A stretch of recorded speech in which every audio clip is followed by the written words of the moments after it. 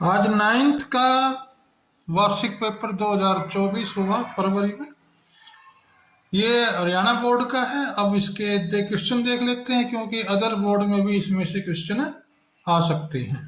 पहले क्वेश्चन में पैराग्राफ आता है। अब इसको पैरे को पढ़ना है हमने ध्यान से।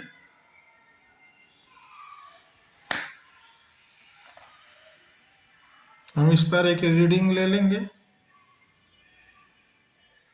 ये हमने रीडिंग ले ली है। इसके फर्स्ट पार्ट का आंसर हो जाएगा डी, सेकंड पार्ट का आंसर हो जाएगा बी, और इसमें थर्ड पार्ट का आंसर हो जाएगा सी, और फोर्थ पार्ट का आंसर हो जाएगा ए।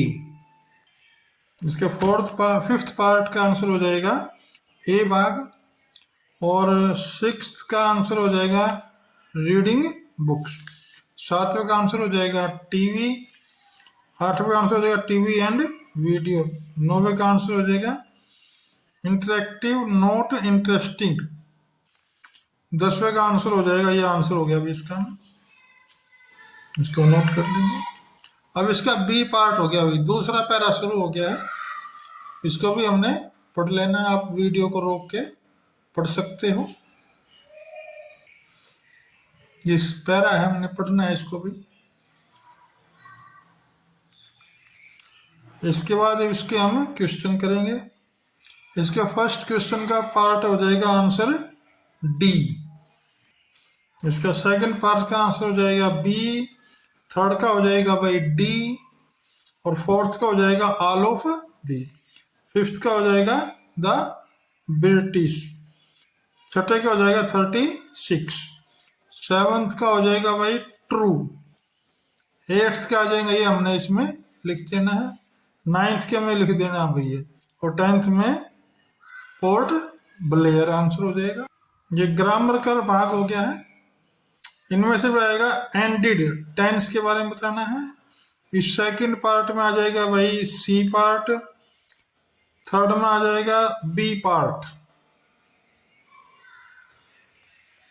फोर्थ का आ जाएगा भाई डी पार्ट, ऐसे फिफ्थ का आ जाएगा ए, सिक्स्थ का आ जाएगा भाई टू, और सेवंथ का आ जाएगा सो, और भाई एट्थ का आ जाएगा मैनी, नाइन्थ का आ जाएगा बी पार्ट वेयर, 10th का आ जाएगा भाई ये बी पार्ट, और 11th का आ जाएगा कैन, और 12th का आ जाएगा ओन। फोर्थ पार्ट में भी हमने एप्लीकेशन लिखनी थी। फिफ्थ पार्ट में हमने पैराग्राफ लिखना था। ये टॉपिक दिए हुए, ये करंट टॉपिक है भाई। 6 में तो ये पैरा पढ़ के हमने ये इसके क्वेश्चनों के आंसर देने थे। पैरे में मिल जाएंगे इनके आंसर भी। ये या पार्ट है, हमने इसके भी क्वेश्चन पढ़ के हमने इनके ये 5 क्वेश्चनों के आंसर देने थे। अब आगे देखिए, तो हम 2 पैरे में से कोई से एक पैरे के आंसर दे सकते हैं। क्वेश्चन नंबर 7 है, इनमें से भी 2 क्वेश्चनों के आंसर देने हैं।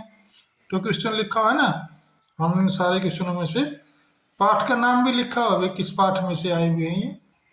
ये क्वेश्चन नंबर 8 है भाई, इसको उन पर लिखना, बड़ा क्वेश्चन है। ऐसे ये भी या भाग दे रखा है। फिर क्वेश्चन नंबर 9 आ गया, ये पोएम है भाई। पोएम के पैरा पढ़ के हमने इसके ये आंसर देने थे। इसके भी 5 पार्ट हैं।